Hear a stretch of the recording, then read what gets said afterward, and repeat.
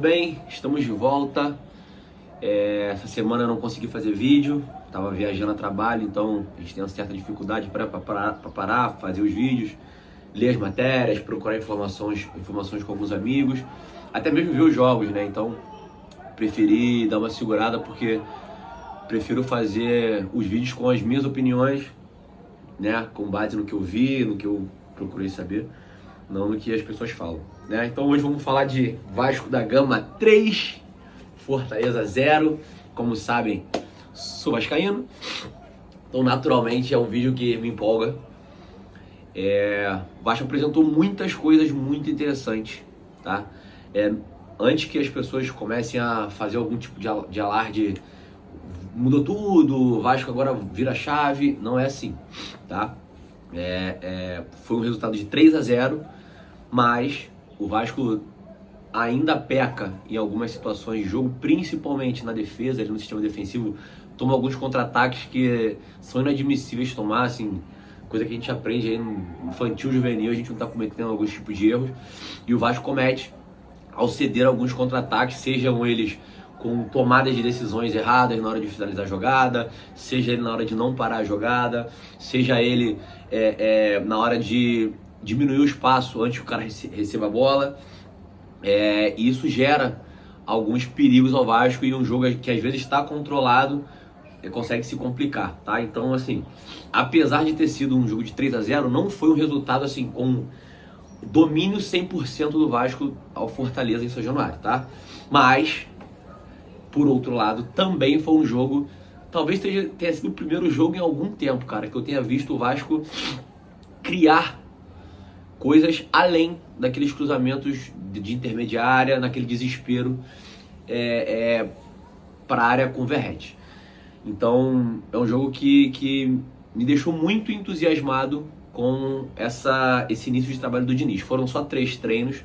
É claro que não tem como nenhum treinador do mundo implementar o que ele quer em 3 treinos, mas a ideia de jogo sim, né? Nas conversas, nas preleções, ele consegue fazer com que os jogadores entendam o que ele quer, além da parte anêmica, porque hoje o Vasco se comportou como Vasco, né? Os jogadores vibrando, tem o fator São Januário também, que a gente já viu o Vasco, e já falei isso na Sintonia Esportiva, inclusive algumas vezes, que o Vasco em São Januário vibra, o Vasco em São Januário briga pelas bolas, se comporta como time grande, e fora de casa a gente ainda tem essa deficiência, mas a gente já viu aí o jogo contra o Lanús, por exemplo, que o Vasco se comportou muito bem, e hoje houve uma evolução absurda nesse aspecto anêmico, né? E a ideia de jogo, como eu estava falando, algumas coisas, cara, não tem mistério. Quando a gente comenta que os treinadores brasileiros estão ultrapassados, eu concordo. Não que sejam maus treinadores, mas a gente precisa entender o futebol, que ele muda de acordo com os tempos, com os jogadores, com o seu elenco. E eu acho que o Fernando Diniz entendeu essa essência de mudança, né?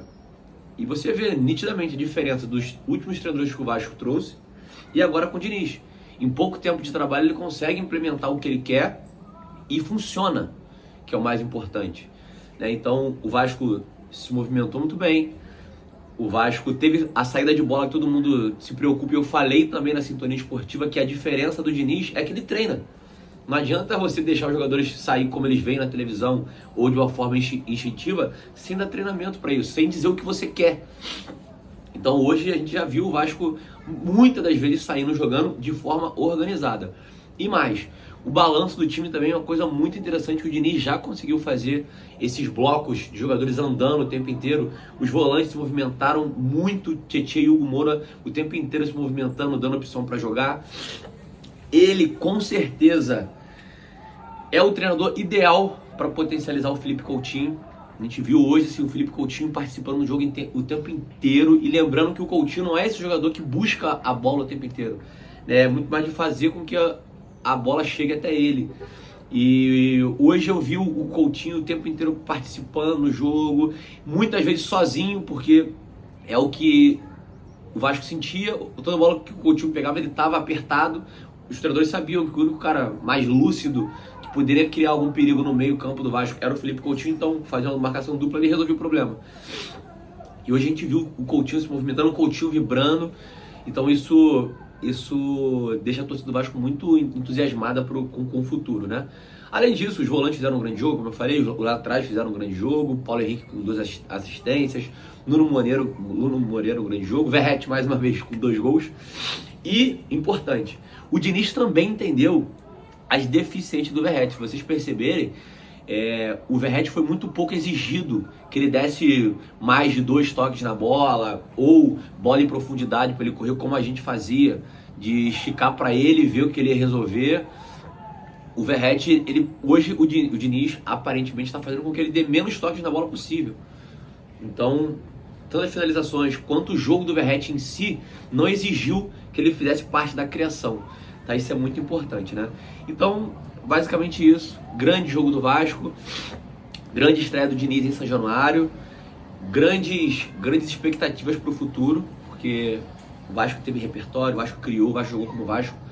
E agora vamos ver como a gente se comporta fora de casa, qual vai ser a postura em relação às Copas, porque é um elenco curto, é um elenco que ainda está, né, se adaptando a 2025 aparentemente. E vamos ver como funciona. E você, me diz aí o que você acha? Gostou? Curte o vídeo? Comenta aqui embaixo, né? Compartilha para ajudar a gente. Pode isso, Armando.